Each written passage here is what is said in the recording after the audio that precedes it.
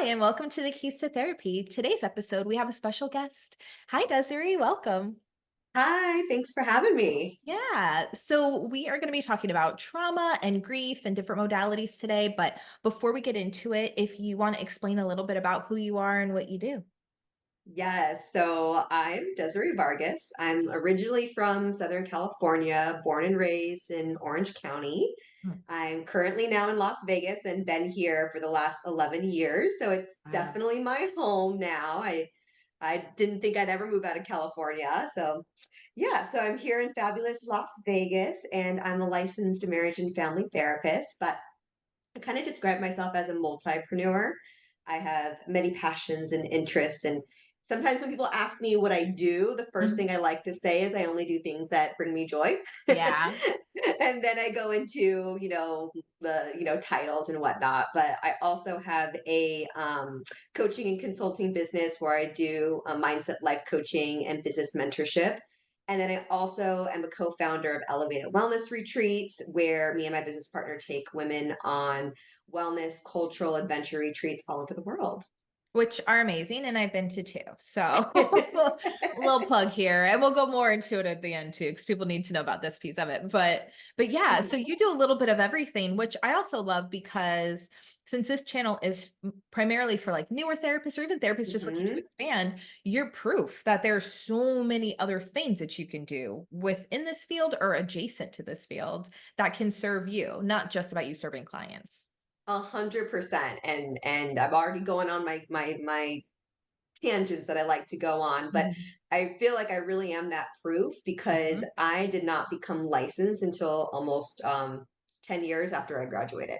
Mm. So I did a lot of things as an intern, or even not even as an intern, that we're not supposed to do, or we're told we're not supposed to do, or that we Mhm. shouldn't do, but we have full access to do. So I've been actually coaching longer than I've been seeing therapeutic clients. And again, there's so many things that we can do, but I Yeah. think they try to keep, or when I say they, just the Like career field licensing itself boards, in this ethics. box. Mhm. Yeah. Yeah, and it's very limiting, and I think that's part of, what I love getting to talk to other people and see different things because it can be inspiring to be like, "Oh, you can do that?" But our skill set is so broad that it's like there's probably a lot more that we could do than we couldn't.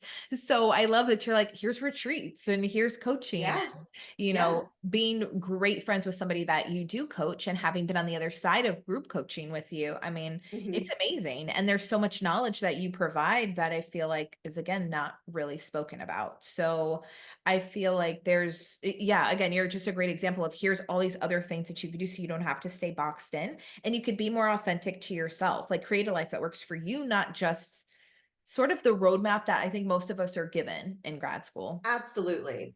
I don't think, and this may be a controversial thought or statement, but I don't think our career is sustainable Mhm. unless you're integrating other things that you're passionate Mhm. about. Right. Because even I don't think maybe family members, even of mine or friends, they maybe think in their mind, oh, you see 40 clients a week or you work 40 hours a Mhm. week, right? Yeah.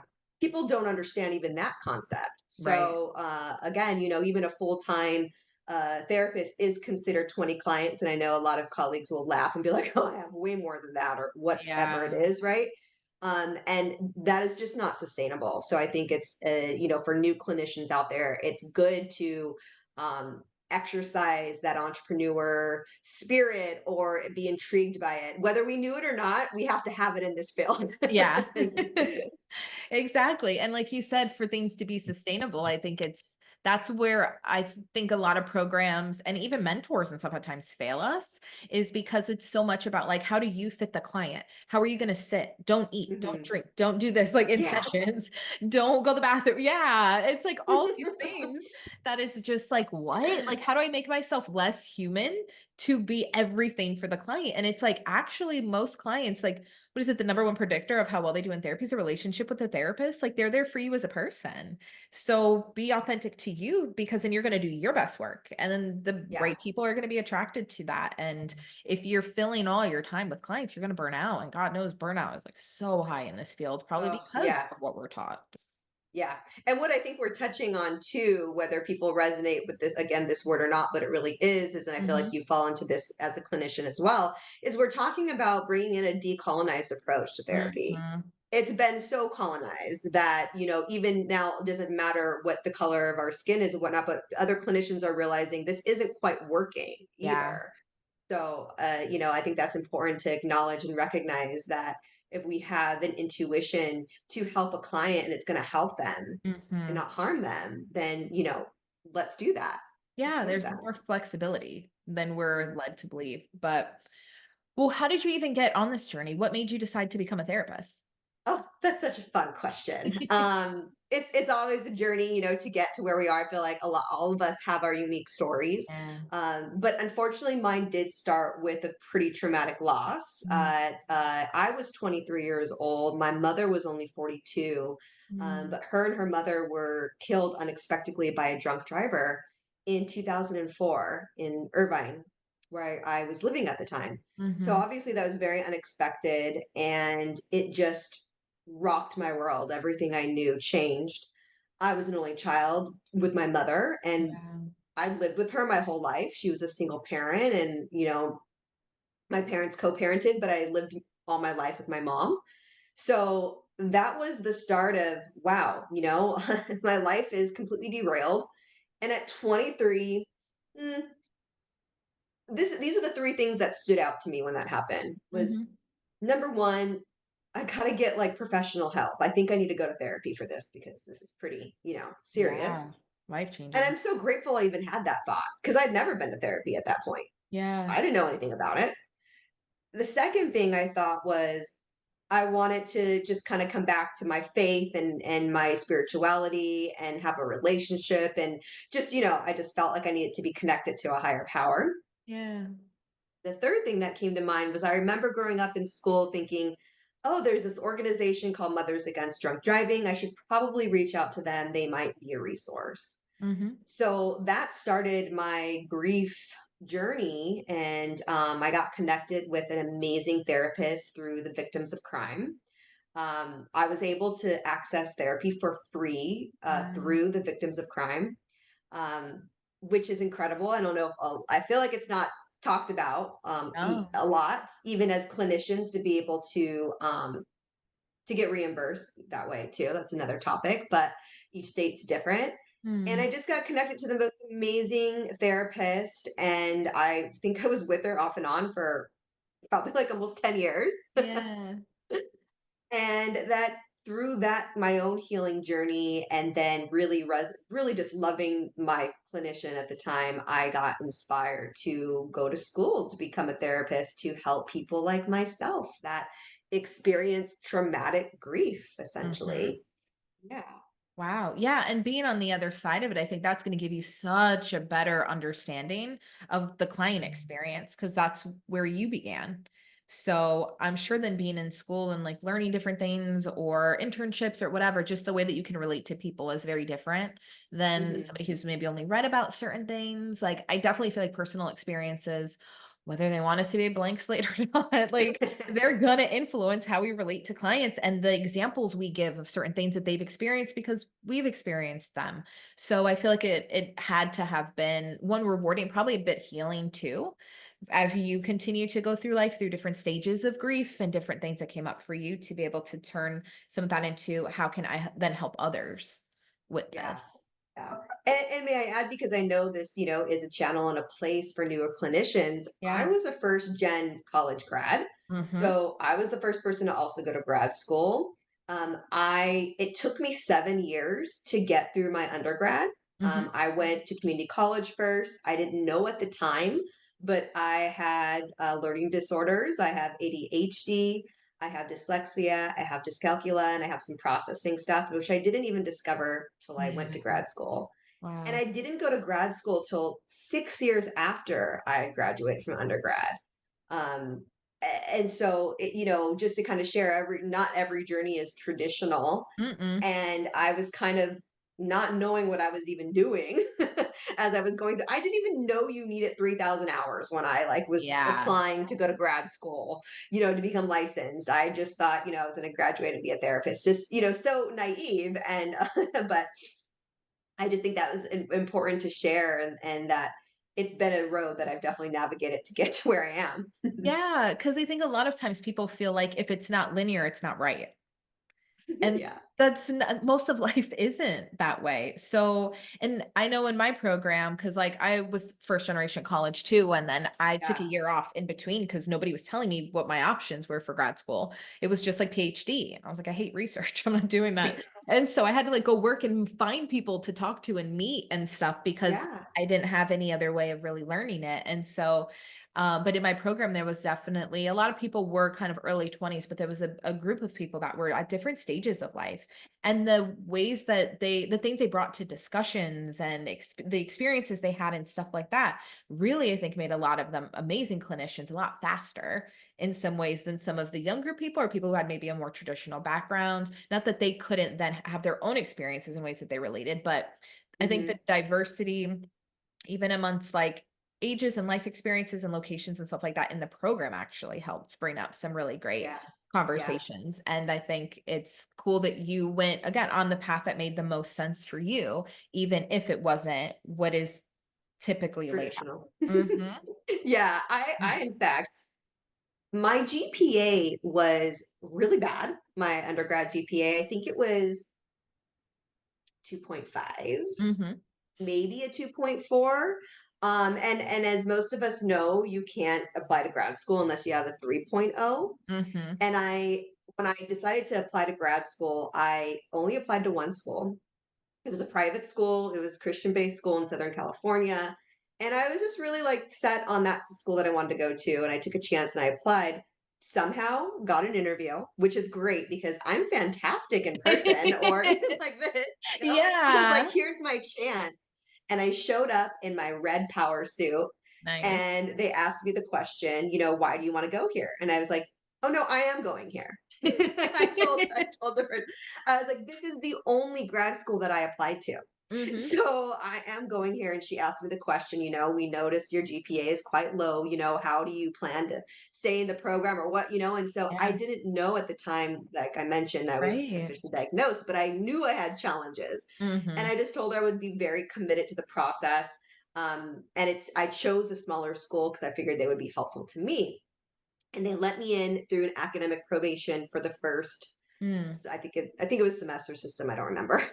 Let's just call it semester system. And they said you have to have a 3.0 or higher in your first semester. If not, then you cannot continue the program.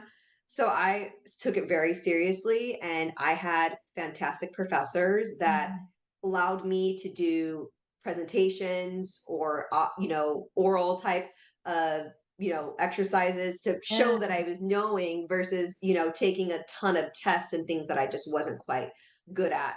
Mhm. So there is always a way, but I was very determined to complete my goal at the same Yeah. time. No, but that's good because it's again, it's like that perseverance. I think there's so much. It's like if it's not this checklist, it's not going to happen for you, and that's not true. Or if it's not this GPA, it's not going to happen. Or it's not this Yeah. GRE score, it's not going to happen, or whatever else. And it's like, well, you might have a bomb essay, like, and they're like, we need this person. Like there's so many other ways of proving what you could do and who you are. So I think that's awesome. So then, yeah, going into grad school, figuring out more of what I guess having the degree and the hours and all the stuff to keep Hmm. you like the formal training and keep you on Yeah. like the path that we need to have. But within all of that, I know a lot of times school will teach you like traditional ways of handling trauma and grief. So, what are some of those more like traditional modalities that kind of spoke to you or that you tend to use with clients?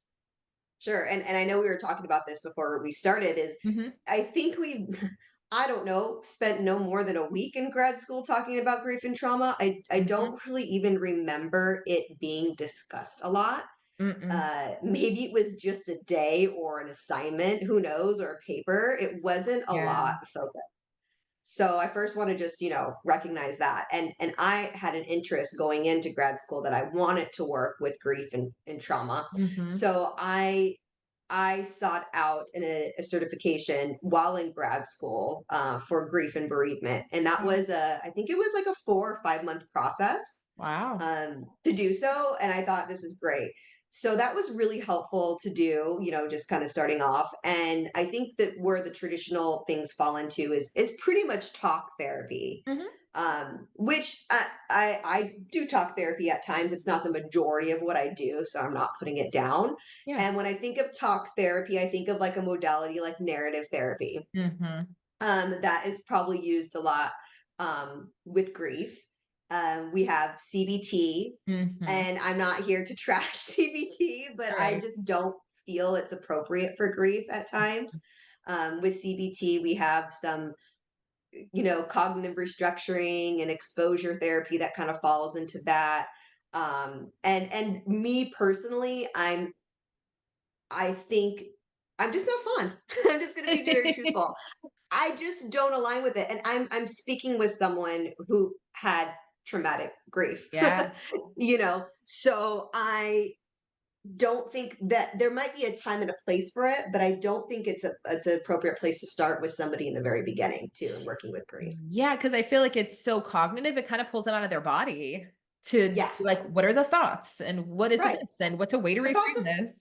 freaking horrible. Yeah. Like, Yeah. you know, I feel like crap or whatever it is. Mhm.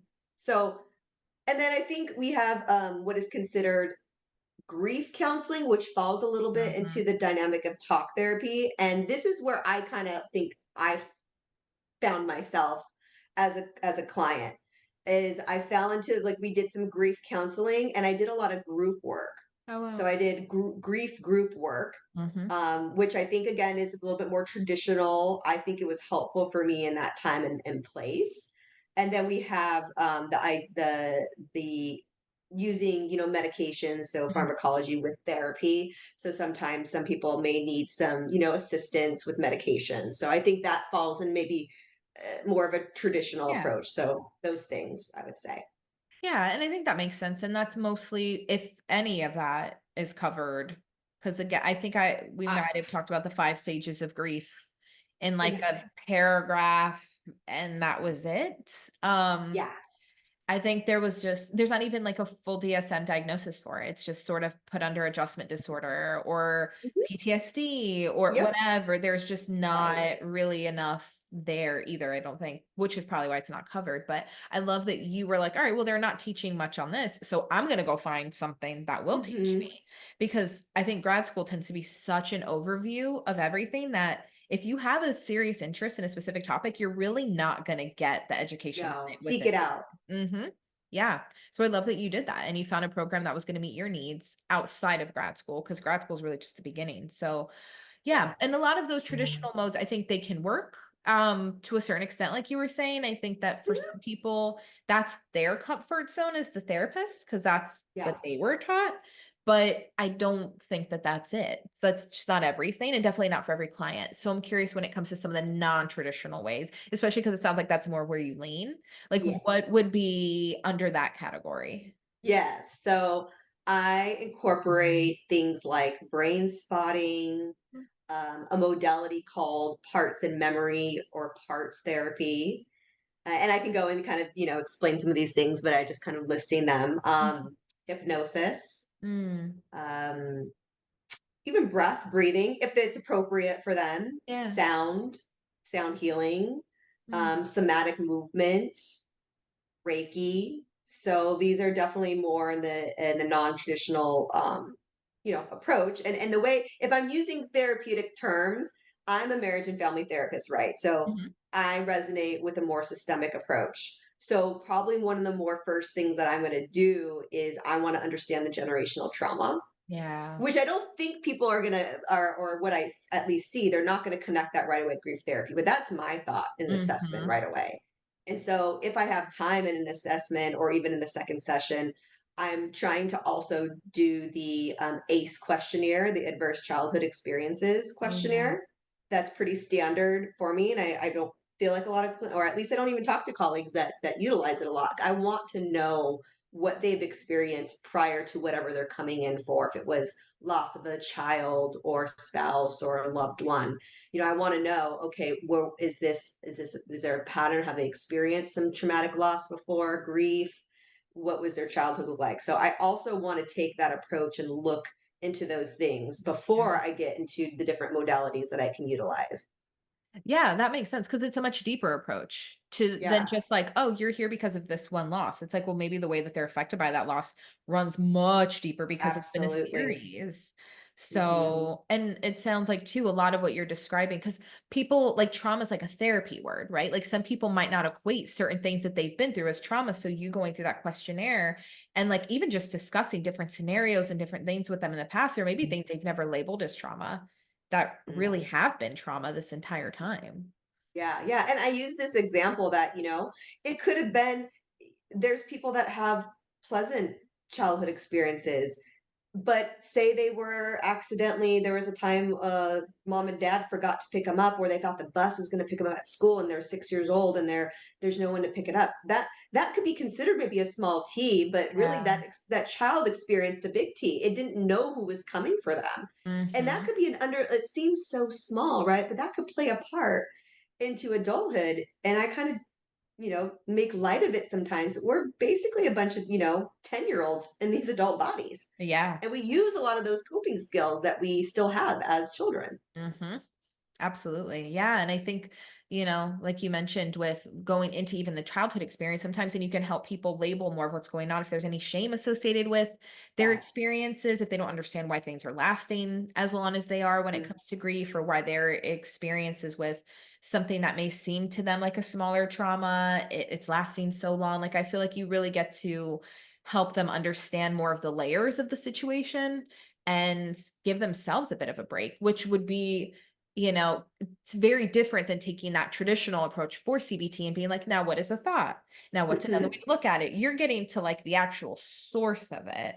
Mhm. So I feel like it's almost like doing a visual scan is CBT, just kind of like, oh, okay, yeah, it looks like a cut. And doing like the CT scans and the MRIs and all that stuff is kind of what you're doing with some of these other modalities. Like you're getting a lot deeper and figuring out more of the core, which I feel like would be very helpful. And just even the client relationship, like you taking it Absolutely. seriously enough to kind of help them learn Yeah. about more about themselves in general and not just addressing this like one thing that they came Yeah. in for.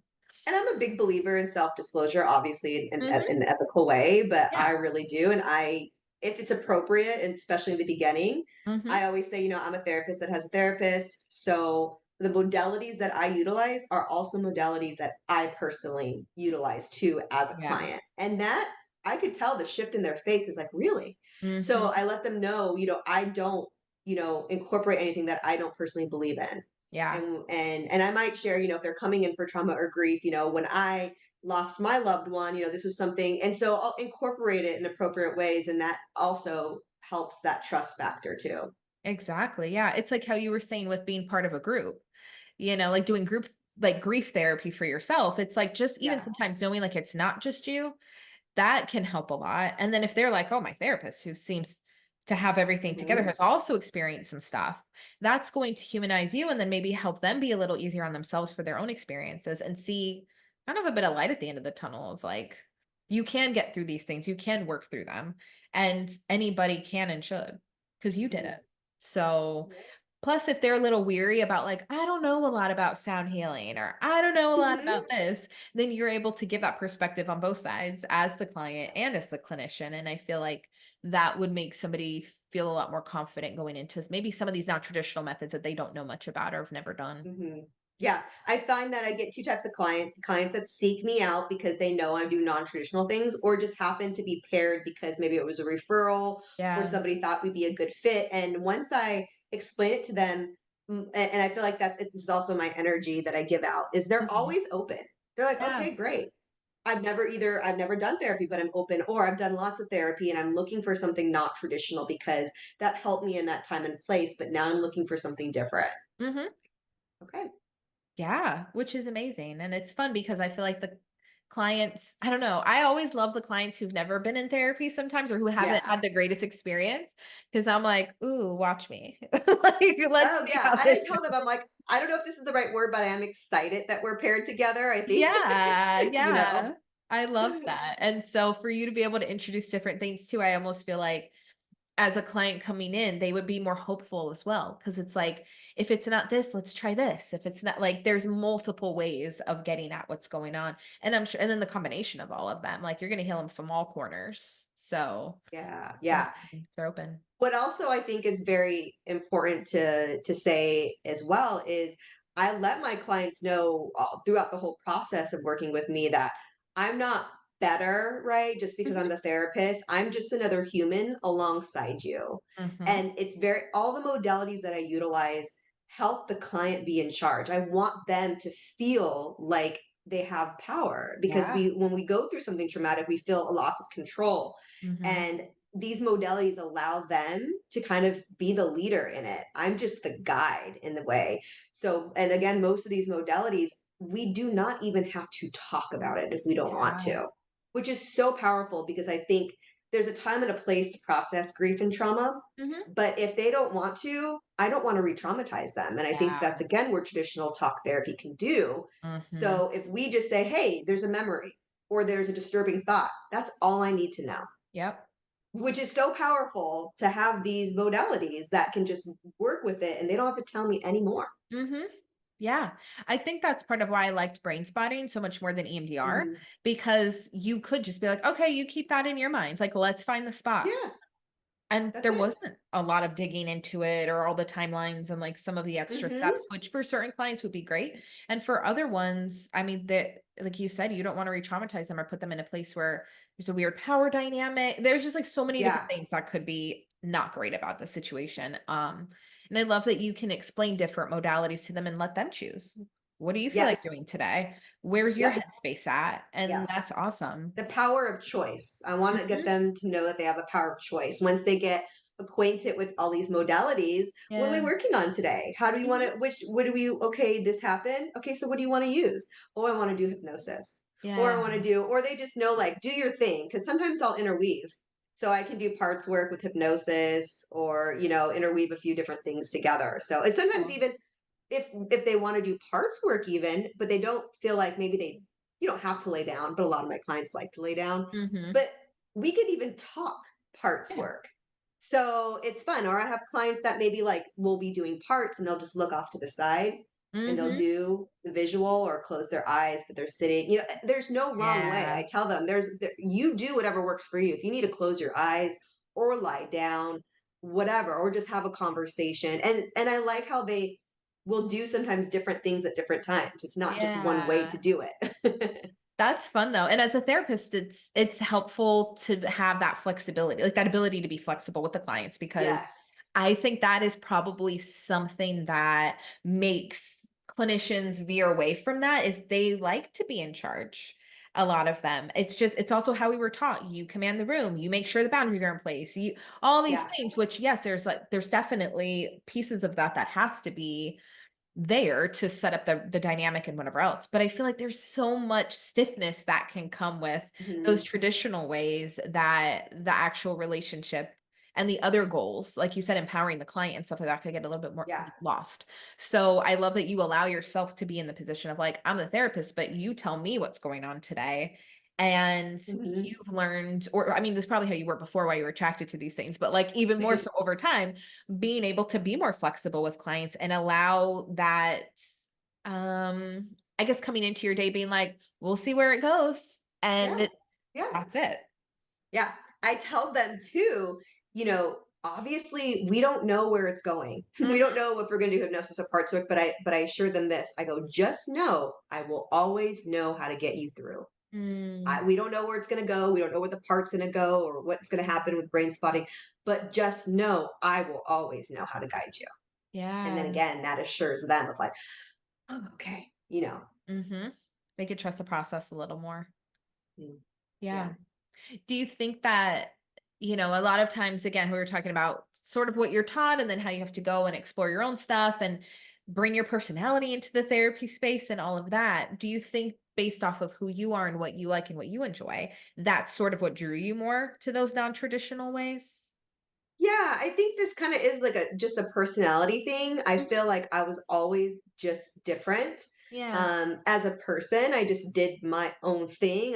Mhm. Whatever I want to do, I just do. And I think I just took that part of my personality into my career, into Yeah. this field of, well, I don't want to do, I don't like rules. I have to admit that. And I think that's what actually deterred me for a long time and not deciding to get my hours because I didn't want to follow the rules. And I know Yeah. there's rules in place for good reason, but it wasn't until I feel very blessed by this mentorship that I have, and she ended up being my secondary supervisor. But I had a friend that opened up a group practice. I went to go celebrate with them in the space and go see it. And I'm sitting in, the room was full and I'm sitting in a chair and, oh, sit here. And it's the therapy chair in that Yeah. room.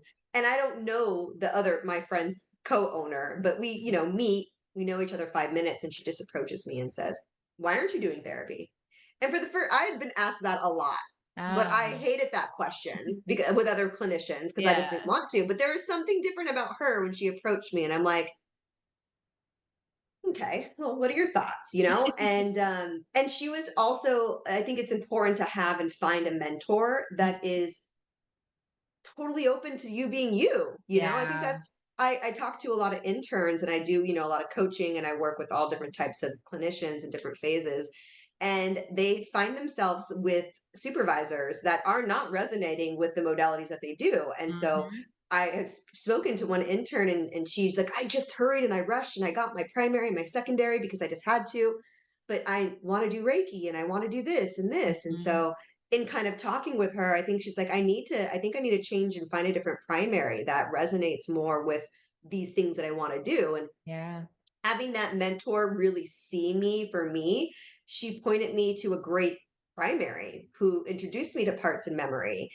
She introduced me to hypnosis. And she just, Mhm. again, she saw a lot of why I was different and what I was Yeah. not willing to compromise. I was not going to get my hours. I really wasn't until this, woman approached me and really saw, what I could offer, but Mhm. was able to work with me and Yeah. mentor me and help me navigate the field and not feel so like turned off or, and allow me to kind of experiment too Mhm. during the internship.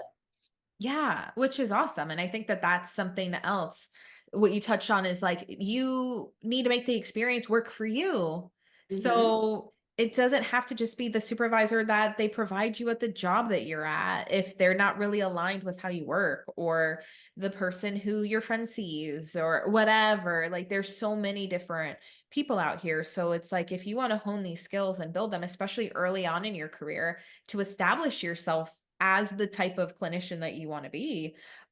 It's I met with somebody a while ago and they were like, no, I love working with newer people. And it wasn't even in our field. It was in a different, it must have been a client or somebody, but they were like, I love working with newer nurses or whatever it was. And they said, because Hmm. they haven't learned the bad habits yet.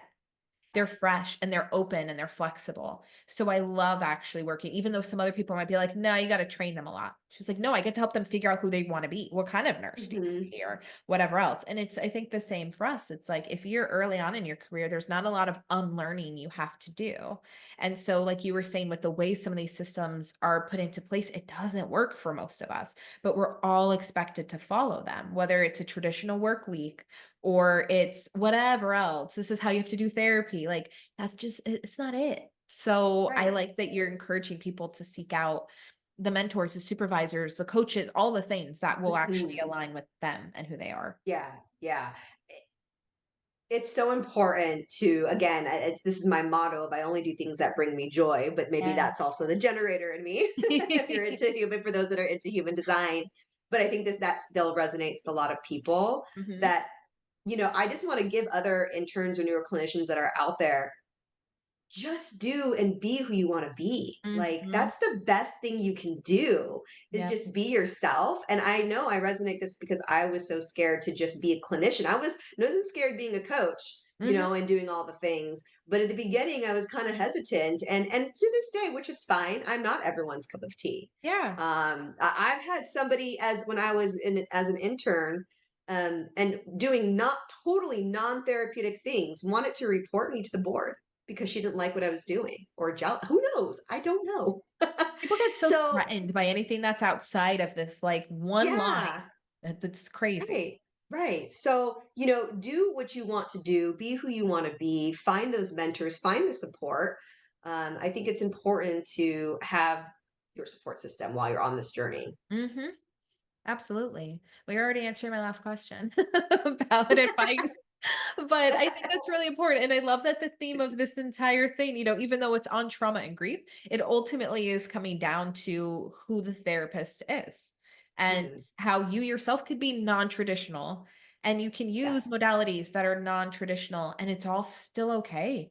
As long as you're abiding by, like, the main ethics, like you said, you just kinda do no harm, then you're Mhm. fine. So, if there's stuff that I think people have a personal interest in, they should seek that out. Like you mentioned brain spotting and, Mhm. Reiki and different trainings and stuff I'm sure than you've had over the Yeah. years and things that spoke to you. So, and there will be clients that speaks to them and they're looking for that. So, if you can for you could be a one-stop shop. You want sound healing? You want this? Do you want that? Like Want some aromatherapy, some right. yoga? A Like, vision I got board. you. Yeah, there's lots of different options.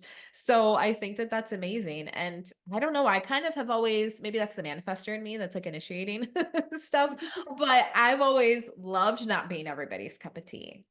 That's a compliment to me because the ones you fit with. It's yeah. And the ones that don't kind of eliminate themselves. So Yeah. And that's that goes into a whole nother fun topic of like having your ideal client, right? When you have that yeah. ideal client and you have the right people being, again, that's what I meant when I said earlier of like, I exude this energy that I Mhm. only have open clients. All my clients are open, whether Yep. it's their first time in therapy or they've been through tons of clinicians in their life. So yeah, I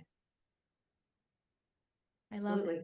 It's cool. I love that it's just something different. There's so many different ways of incorporating different aspects of who we are into sessions that will touch on things that the clients need. And they're going to find you and want to stay with you and recommend you to other people and all these different things because of that. Yeah. So it's cool. Even if somebody doesn't come in for say they're not coming in for grief or trauma, Yeah. we all experience grief and trauma whether we realize it or not. Hmm. So I look at it as I'm always doing grief and trauma work, Yeah. even if they don't come in with the loss of a loved one immediately. Sometimes that happens, Right. but through, like I said, kind of my approach, I figure that out. I kind of trace the lineage and see what's going on. And I see, okay, there has been maybe a long form of abandonment from father to partners or whatever it is, brothers or something on the paternal side. Right. So I think even if you're not into quite if someone is watching this and not like, okay, grief and trauma may not be my cup of tea, I think it's important just to acknowledge and realize that a lot of your clients are going to be experiencing these things, may not know it themselves. Mm-hmm. And grief is something we all go through, Yeah. but no one talks about, even clinicians. Yeah. So I think it's almost a disservice to not know how to work with grief and trauma when we are clinicians.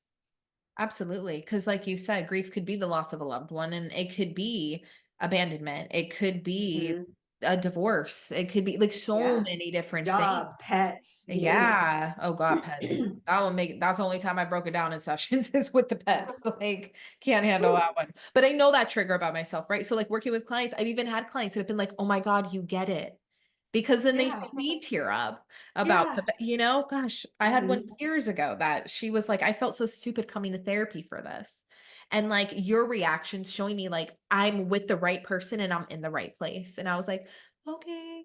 So, like again, that authenticity, but you're right. Like if it's really frustrating that sometimes schools don't go over this stuff enough when it really impacts every client. And gosh, with how much access we have to everything going on in the world and social media, we're constantly whatever else scrolling through and seeing death and seeing war and seeing all these like atrocities that are happening. So I feel like people are almost getting too accustomed to trauma. So, and that in itself is something to work on. But I feel like you're right. We all need to seek out our own ways of being able to really serve our clients. So, like you said, there's so many different modalities, but I think therapists overall probably need to educate themselves more on these topics.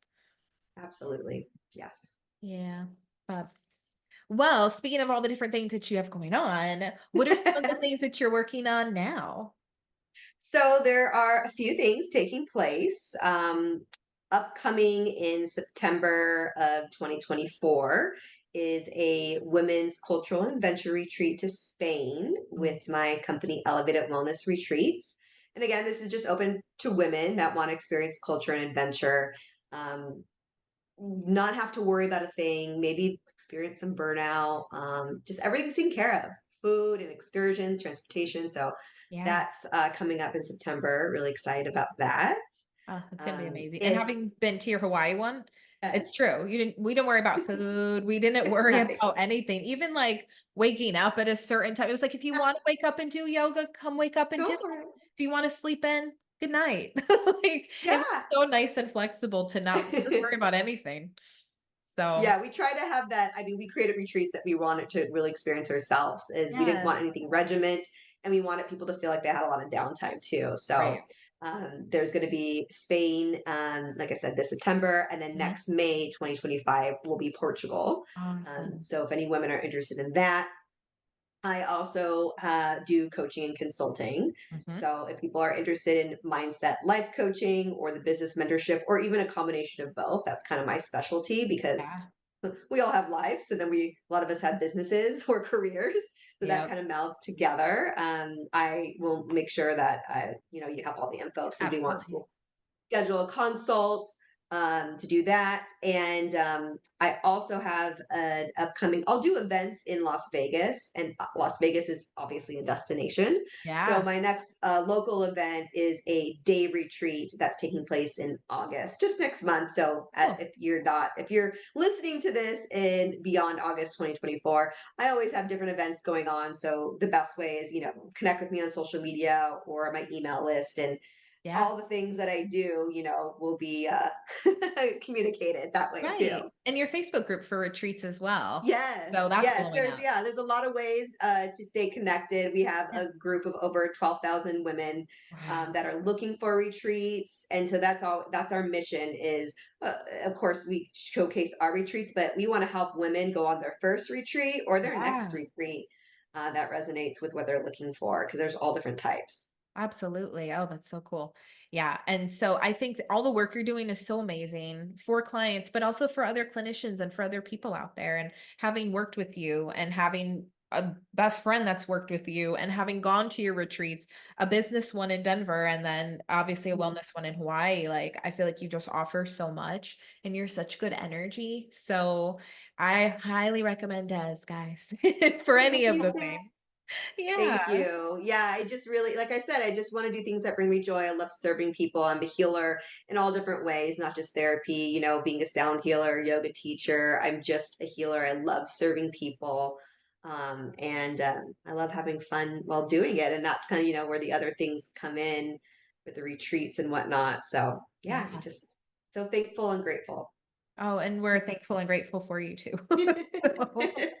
So, well, I appreciate you taking the time, especially with all the things you're doing, taking the time to do this today and just to offer a different perspective, to discuss trauma and grief, but also just things that are a little outside of the box that I feel like we all need to know more about. So, thank Uh, you. yes, thank you for having me. Yeah.